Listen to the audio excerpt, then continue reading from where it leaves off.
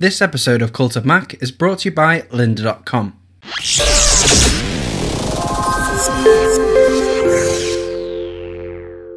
Hi, I'm Steve Smith and you're watching an episode of Cult of Mac's News Roundup.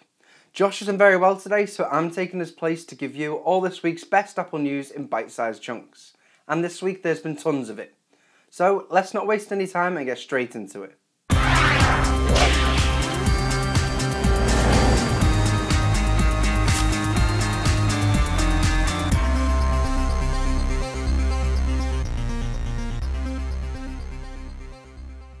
So, first off, if you haven't heard this news, you must have been living under a rock this past week.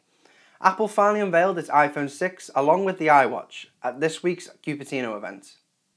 Apple unveiled two iPhones, a 4.7-inch iPhone 6, along with an absolutely huge iPhone 6 Plus with a 5.5-inch screen. Both phones feature pretty much the same internals, with the iPhone 6 Plus boasting a slightly bigger battery. Both phones are already able to pre-order on the market around the world, but the iPhone 6 and 6 Plus don't go on sale till the 19th. Along with the two iPhone 6s, Apple also unveiled its iWatch, only for it to be called the Apple Watch.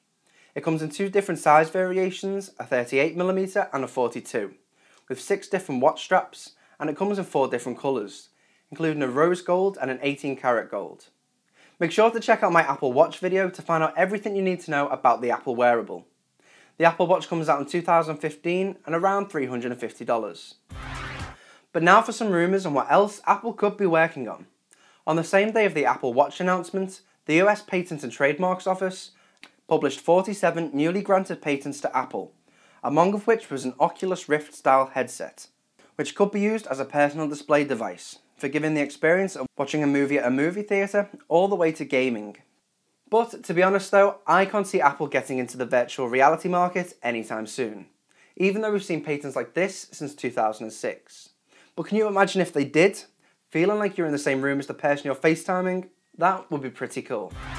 Next up though, this one's hot off the press, and it's something that myself and Josh have been waiting for a very long time, and it's finally looking like a reality. As first reported in DigiTimes, monitor vendors are looking into Ultra HD displays that are 27 inches up to 32, which could be an iMacs before the end of 2014. It's also worth noting that Retina iMacs have been spotted in the developer preview of OS X Yosemite earlier this year. With the growth of tablets, Macs and especially iMacs are becoming the workhorse of the Apple family, and have always taken centre place with graphic designers and video editors and professionals alike, so a top-notch screen is definitely necessary. But if you can't wait for Apple to finally announce one, there's always a 27-inch monitor from Dell that you can pick up with a resolution of 5120 by 280, which is a pretty awesome screen. Find the link for that down below. But let's take a quick minute to thank our friends over at lynda.com.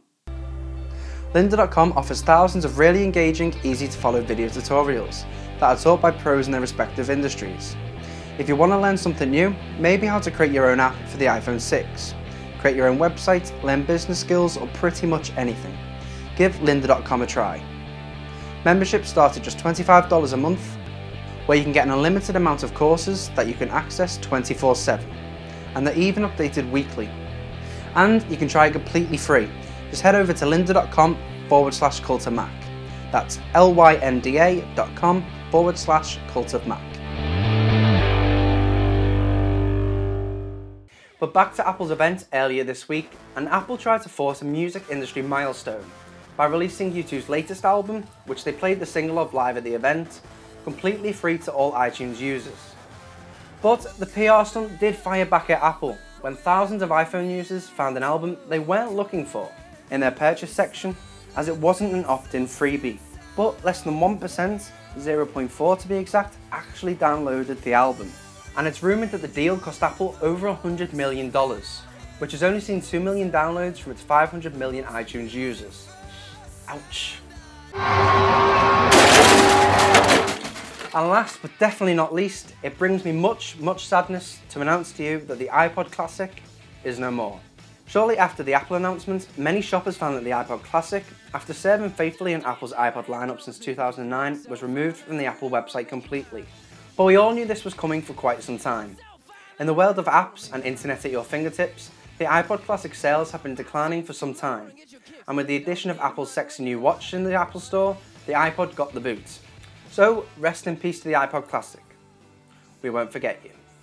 Well, there you have it, this week's Apple news in just a few minutes. But don't worry, we'll be back next week with all the latest Apple news just for you. Until then, if you enjoyed this video, please hit the like button as it really does help us out. And if you haven't already, make sure to hit the subscribe button so you don't miss a single video from Cult of Mac. I'll see you next time.